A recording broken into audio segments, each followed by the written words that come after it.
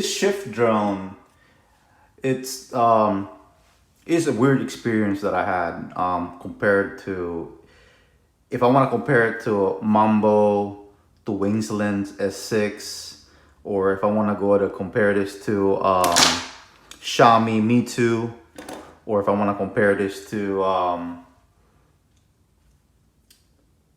Thai drone. Um, Before I say anything, it's kind of weird, even comparing with Tello. First of all, this is $300. And $300, what you get is you get a drone and you get a battery and you get a SD card that's about 32 gig, okay? Let's talk about this one later on also. And you get propeller guards and you get this shift knob, or what you want to call it. And guys, to do this, you have to press this to change mode. And then, you know, of course, if you want to go ahead and use this here, so you have to, you limited what you do. So for instance, if you press this mode, you can only have it about that much, okay? If you go too much, the drone is automatically shut off, so that means you have to redo it again, you know? And the other fact that is, it's really like, when you're pressing this, it's like the drone itself, yes, it hovers and it moves, you know, but it's very like fragile. So if you move this constantly like this drone will automatically turn this way. It's like putting in a fast mode, or you would say.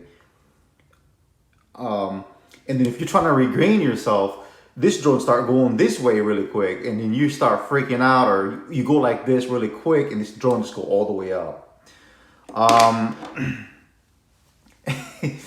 That's the worst part of this drone, because it's not like smooth. It doesn't have a braking system like Rice Tello here. It has braking systems. When you're going, it tilts a little bit. When you're moving sideways, you know, it gives you that time or precision, you know, even though in your fast mode or just ordinary mode.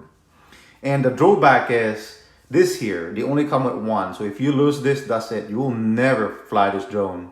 I mean, you have to order this again. I don't know if this is, you have to reprogram it, or you can just actually get another one and then it would work again. I don't know how it works.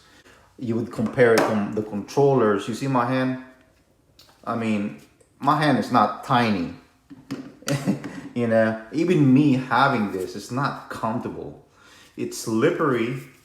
And it's like, you know, I'm like this. Like if you put this on this side, if you're left-handed or right-handed, you can go both sides, guys. About this good thing about this one. But if like, it's weird. And then if you want to go ahead and put on this side, you have to wait until you take this off and put it back in. You see, it's awkward. So it's a good idea, but I would not want to use it as a primary controller. In the app, you cannot get into the app until you turn on the drone. See, like Rice Tello, you can get into the app by just to check your photo or your video, you know what I mean? So if you decided to look at your photo or video, you can get into the app right away, or you don't even need to turn on the drone. All you gotta do is go in there and you're set to go. And this one right here, you can't. You cannot use it with the controller. That's the drawback. And you cannot, so you're recommended to use this the whole time. The flight modes, it's okay, but it's very slow, because if you see my other previous video, you will see that I'm trying to put, you know, I'm trying to use the flight mode like circle, like dolly, or some, you know, dolly reverse or something like that, or forward. It takes a long time for me to tap it, and by the time I tap it and go, you have like a few more minutes. So it lost time right there. And this is what I'm talking about. So if I get into the app here, it's so bright, give me just a second, guys. So when you go into the app, okay, so the drone is not on right now. You can turn that off if you want to, but see, you cannot. You gotta get into the drone to connect. See, for Tello, it's simple. All you gotta do is go here, you know, and you can just close that, and then you're it. You're in already, and you can You can watch your video, you can look at your photo, what you did to it, and then you go back here. I mean, you know, and you can watch your photo or video. You can copy it by your phone right away. On this one, you can't. So you do recommend you to use this SD card. So everything has to go in this SD card. And the video quality, I also have the previous video that you guys can want to see. See, with Tello, you have four ways of flying. You have one, you can use your phone, okay? I don't know why this company did not make this, you know? Plus, anyway, if you use this one here, the range, oh my gosh, you only get like,